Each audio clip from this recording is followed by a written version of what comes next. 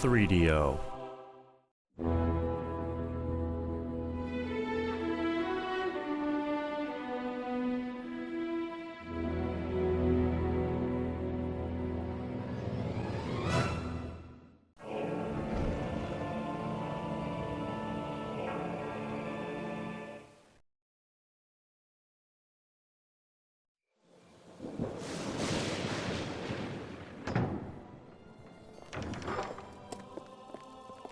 Master Iron Fist, Lieutenant Cleric and Sergeant Pyridak reporting. Proceed. While dutifully patrolling the beach at Brighton Point as ordered, we detected a large raiding party of 40 elves invading our territory. When the time was right, we attacked. Oh, how brave. The enemy fell back before the fury of our attack. We accepted our duty to defend our fair land. We killed at least half a dozen of them before they knew what was happening. The rest ran like pigs from an axe. We gave chase, and I saw with my... What is so amusing, Master? Nothing. Continue. Of course. As I was saying, we were chasing the goblins, shooting them in the backs because they would not stand and fight honorably. Regrettable, but necessary. Yes, Your Majesty. We had slain nearly all of the goblins when we saw the sea monsters approaching. At first we thought they had come to help the goblins, but it soon became clear their arrival had nothing to do with the fight on the beach. We ran for cover in the rocks. Each was carrying a bag around his waist, and each was wearing a curious amulet that looked like a small black box. What? Wait a minute. Go back. You mean the part where I personally slew 2 elves with a single arrow? No. After that lie. Tell me about the boxes. They were about 1.5 inches on the side and made of smooth black metal. We couldn't get a closer look. Those boxes sound like something out of legend. What happened next? The sea people began to quarrel, when one group turned abruptly and started walking away down the beach. The remaining started walking the other way. In the morning, we found that one of them had shed its skin on the beach. Their tracks had washed away in the tide, so we decided to return to base and report. Thank you for your report, Lieutenant Cleric. I am pleased to hear something interesting for once. You are promoted to captain. Assemble a search party at once and find those sea people. If you succeed, you can keep the promotion, as well as your life. Oh, and Cleric, one more thing. Good luck.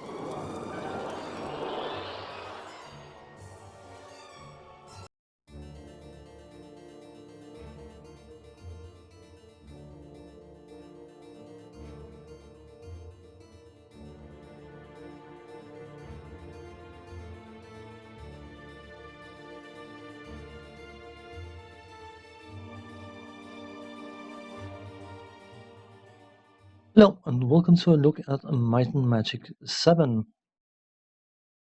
The Might and Magic series was a long-running series of role-playing games.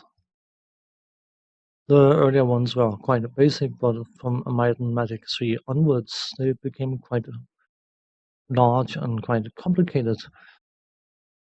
4 and 5, they are basically one game. Some people argue that they should have been one game, and there are options to play them as one game.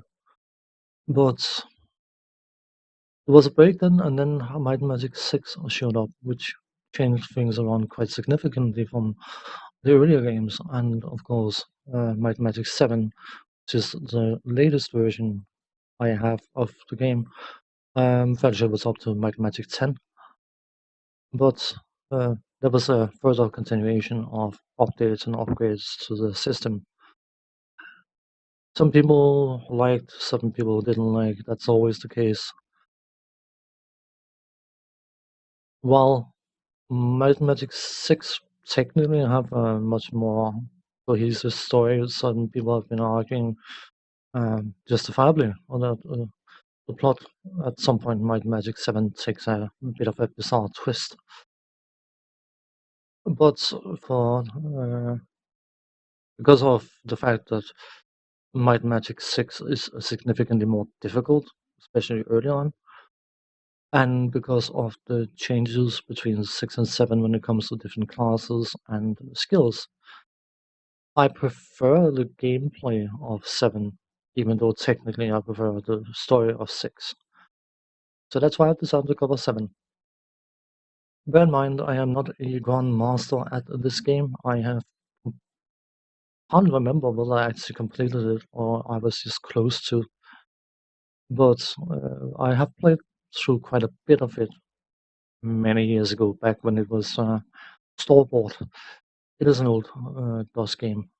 So, not DOS game, well, yeah, Windows, sort of. It's, yeah, I'm not entirely sure how it runs, to be honest. This is the GOG version.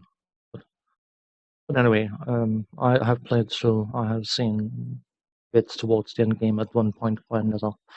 But it is a very, very long time ago, so my memory is not going to be spot on. But that doesn't prevent me from showcasing the game, and potentially I sort of wanted to do a video series of one of them, and if any of them would work, it would potentially be 7. So that's why I'm doing a coverage of parts of 7 now.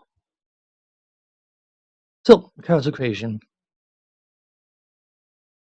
You have 4 characters and you have 9 classes available, so you can immediately imagine that you end up in a position of, if you're choosing something, you're not choosing something else. And that is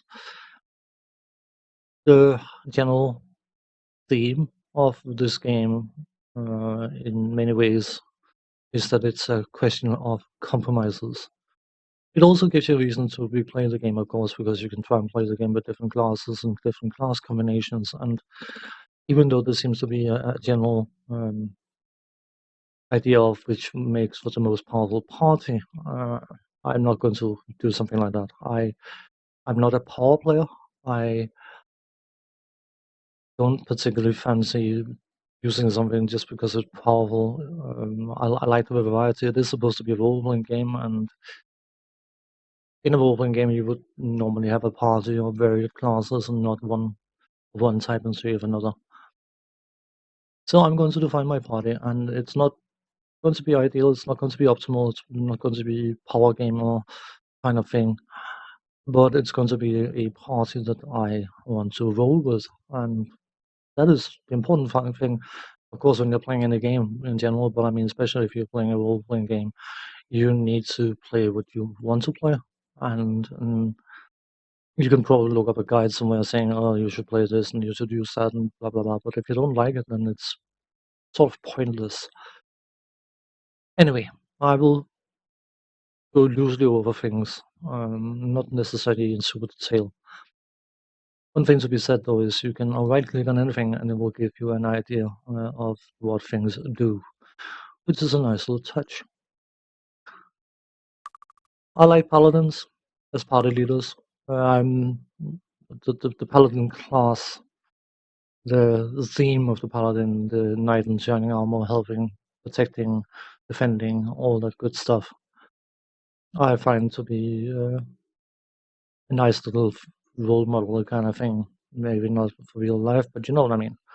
And therefore, I always roll paladin as a main character, or the party leader. Blech, try again. Party leader. So, he's not going to be a goblin. He's going to be a human.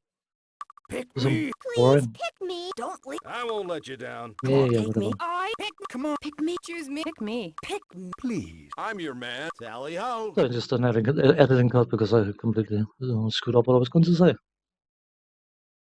Within Choose me, this pick one me. specific race, you have multiple You different want to ride choices. high? Ride with me. That is related to the fact that there is a good evil kind of pathing in this game, and you can choose characters who talk in a nicest way, and then you can choose characters that talk in a more gruff or arrogant and self-centered way and whiny and all that kind of stuff. Though the voices are tied to the portraits as such, you can actually change the voice. So Pick me. if I happen to like this voice, but happen to like this You want to portrait, ride high? Ride with me. I can just do this. Tally ho. You want to ride high? Ride with me. It'll do.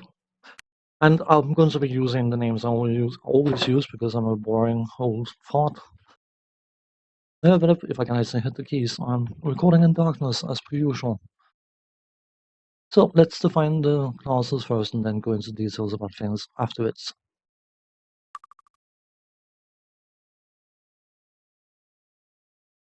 As the second character, we want the fighter type class. I do, at least. And when it comes to fighters, of course, you have the knight, the paladin, the ranger, archer, monk, and thief, which are basically fighters in all respects. What it basically does this game is you have the default class of knight, cleric, and sorcerer, and the other classes are subdivisions of knight, cleric, and sorcerer, except for the monk and thief, they are unique. But something like a paladin, it's a mixture between the knight and the cleric. The ranger is a mixture between the knight and the sorcerer. The druid is a mixture between the sorcerer and the cleric, that kind of way. So basically, you are trading. In the case of the paladin, we are trading a bit of melee prowess for a bit of cleric power. It's not going to matter long term because even though the game is called Might and Magic, it should probably be called Magic and Might. But anyway, we want the second character, and thematically, I like monks. My monk it is. Again, of course, because we are choosing a monk, we are not choosing a thief, which means that when it comes to trap disarm and that kind of stuff, a thief, of course, is good at that kind of stuff. But I like the monk. So we're going to have a dwarven monk, of course. I mean, What could go? Pick me. Pick me. Come on, pick me. Pick me. Oh, come. Please. How about me? I won't let you down. I know you won't.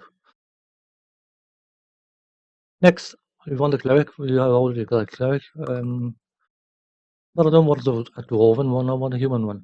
Please. Pick me. Choose me. Pick. Choose. I'm your tally ho. I'm your Please. Pick me. Pick me. No, I won't. What could go wrong? Good point. She will do. And finally, the sorcerer as well. But this girl is a bit of a wine girl. So Please choose me. Oh, come on. Pick me. Please. Please choose me. I could go for changing voices, but I just want to have the correct voices with the correct portraits. As you can tell, I want in. Take me. there's a personality difference between the voice setups. So we have defined. I should probably name the other characters as well. By the way, this is going to be a very chillax kind of thing, so I hope you don't mind. I'll call him Hammerfist. Why not? I'll call her Tricia. I like that name. And Sylvan. I actually typed it correctly. Hooray. Next up is skills. The stats we will get to when we have to distribute the points, because that's a different thing entirely. But when you create a character of any class, they will have two predefined skills, and then we'll have two skills you can choose from this list of skills down here. If you right click Maze, you can see that there are skill ranks. You have a normal, expert master, and grandmaster. The ranks listed as white means that the class can learn those mastery levels. By default, a yellow color indicates that you need a promotion, a class promotion, in order to obtain the rank in question, and a red font means that you can't attain that kind of mastery. So you can see Grand Mastery in Maze cannot obtain Grand Mastery in Spirit, but can still become Master with promotion. And that is where one of the massive trade-offs comes in, because in Might Magic VI, all the support skills could be learned by every class. And they could be leveled up willy-nilly as you wanted to. But for this game, they are tied to what class you belong to, and that's one of the things I actually like. I know it sounds perhaps a bit wonky that I like restrictions, but I do like to have a set of restrictions and then have to play around them. That's just making something work, even though some people might claim it wouldn't. I quite like that personally. It's up to the individual, of course. Anyway, these are not all the skills the character class can learn, but these are the skills that's being offered, and you can learn all those skills. You can see Spirit Magic. That's a clerical school of magic. Body and Mind are two other clerical schools of magic, and the Paladin can learn them, but they're not given as options, so they have to be learned in game. Now, there's something to be said for different skills you learn. They have a cost associated with learning them, and magic skills, by and large, are much more expensive to learn than any other skill. So basically, you can save yourself some money by choosing magic skills in the character setup, and then learn the other skills that you actually want the character to have, because they are slightly cheaper. I'm saying slightly cheaper, we are talking half price cheaper. So if possible, you should probably put some magic skills in, because it can save you a lot of money, and especially early on in the game, money are extremely tight, because you need to train, you need to learn, you need to buy equipment, you need to all sorts of things, and it costs gold, and gold is not exactly plentiful early on. So you again end up compromising. Anyway, I should probably get this done a bit faster. Paladin can become a Grandmaster and Shield. You can't see it here. You have to actually click the skill before you can see what ranks are available. Leather, you'll probably get an armor skill, but you know what? You can learn them. You can also become a Grandmaster with promotion of repairing items. You can repair any item at Grandmaster level. Doesn't matter. Magic, non-magic, perfectly fine. So those are the two skills I'm going to use. I'm not going to say they're ideal, but thematically and all that stuff. The monk, he comes with dodging. Of course, monks fight unarmed and unarmored, and the dodging skill gives you a percent chance based on how many skill ranks you got to completely avoid an attack. And of course, as you obtain higher levels of mastery, that chance increases, and at Grandmaster level, the monk can actually use armor and still benefit from the dodging skill. The monk can use basic armor like leather if you learn the skill, but then dodging is not an effect. And you could probably argue that early on you are better off using a bit of armor instead of relying on 1% chances to dodge, but thematically again. Unarmed.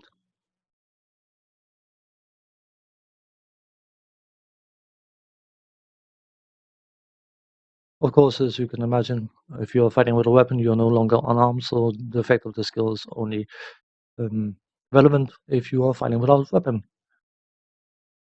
But if you were to say staff usable with your unarmed skill even.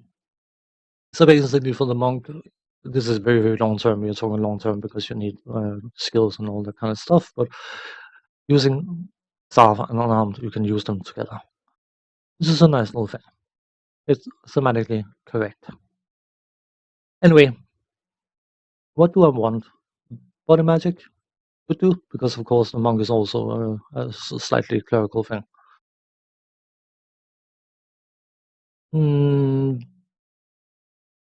Perception, It's not very good at it, but as far as I remember, this is the highest we can get perception, or the highest potential perception we can get based on the characters we are choosing.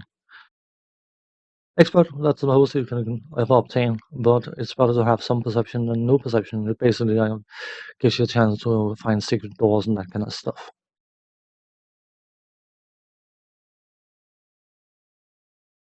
Arms Master. Oops. Represents the various tricks of the trade. Initially, Arms Master reduces recovery times of your melee weapons, and later on can give you a bonus to hit and even damage. So basically, it reduces recovery time of all melee weapons. You know what? Based on what I was saying before,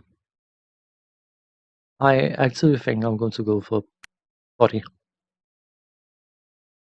The Arms Master is not going to make a huge difference initially. That's bodybuilding, of course, yeah. But for hit points, oh, it's not body magic. Just ignore me. I'm just being confused. You know, let's just go with Arms Master. It's perfectly fine. So, the Cleric. So you can learn Mind and Spirit. Meditation, of course, is a magical skill, so it would still have to be learned. Learning is a magical skill as well, so that will also have to be learned at the magical learning price. So basically, whether you choose one or the other, it can depend on where the trainers are available, because they're not necessarily readily available. Sometimes you have to travel to find a certain skill. So whatever works. Merchant, something can be trained. It basically allows you better prices. And the Cleric, of all classes, the Cleric is the one that can obtain Grand Mastery in Merchant. But that can be bought cheaper than some of the others. I should probably... Learning, by the way, it gives experience bonus, basically. What do I want? Let's go for magic. Why not? Body magic is healing spells, life and death spells, and of course, offensive and information spells. So, sorcerer.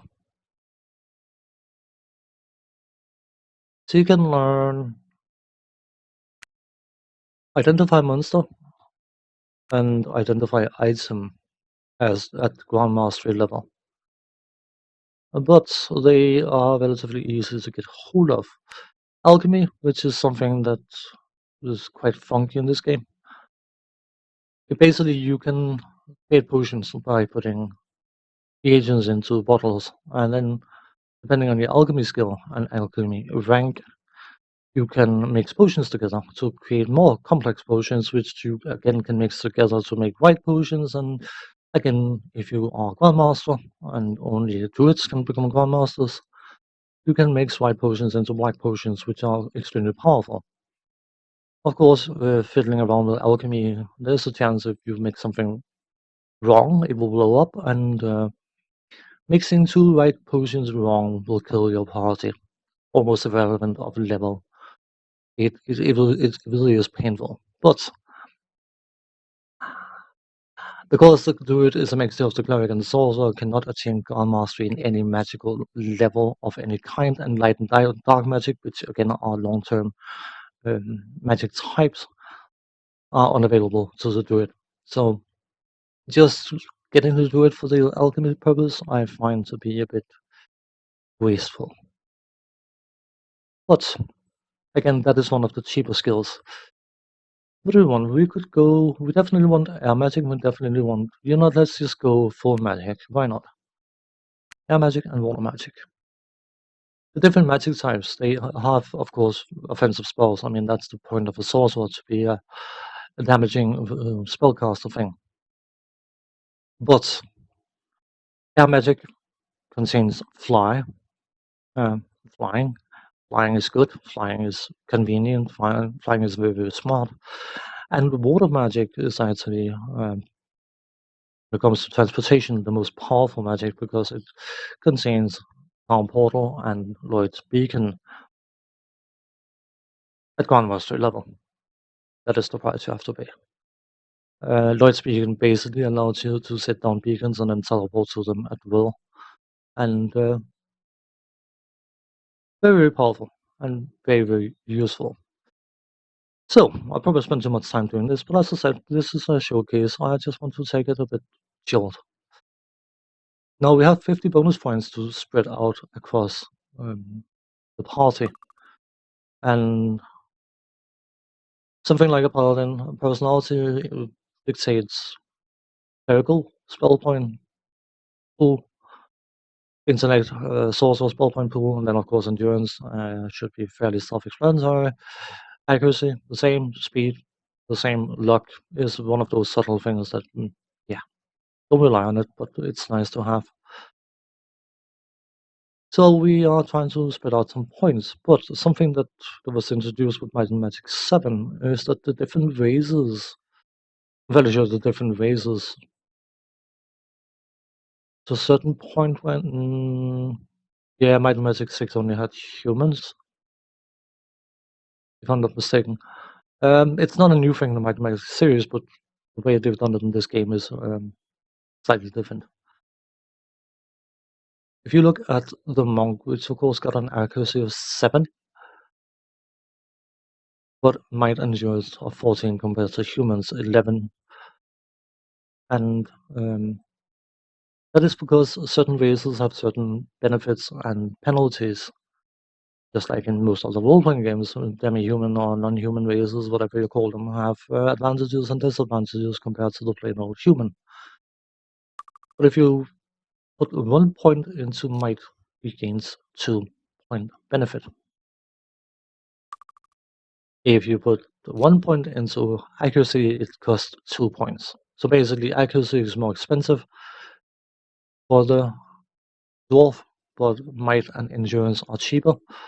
For the sorcerer, or for the elf even, intellect and accuracy are the cheaper ones, but endurance, which of course is painful to have an elven sorcerer, but that's the expensive one. And humans are, they don't care. They don't get any bonus, but they don't get any penalty either, which is reason enough for me to, in general term, use humans. But thematically, I like Dwarven Monk. You want this short guy going absolutely berserk with his fists. Yeah.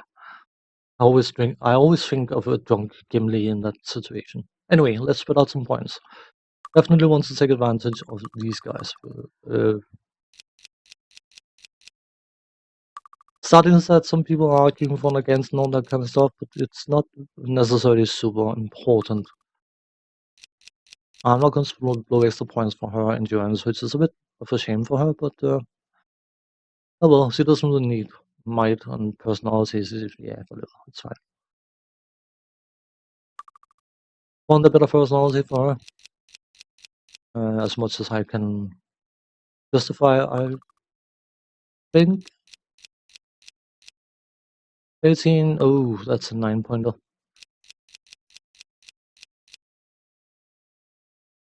18. I want a bit more endurance for her. What I could do is I could go. It's wasteful not doing this, but you know what? Starting stats according to certain people are not super important. So if we do something on her, it's not great, but I spend enough time doing this. But I like doing these extra videos as a bit of a chill kind of thing. So as I click OK, there will be a cinematic playing, so I will be shutting up and you can listen to that cinematic.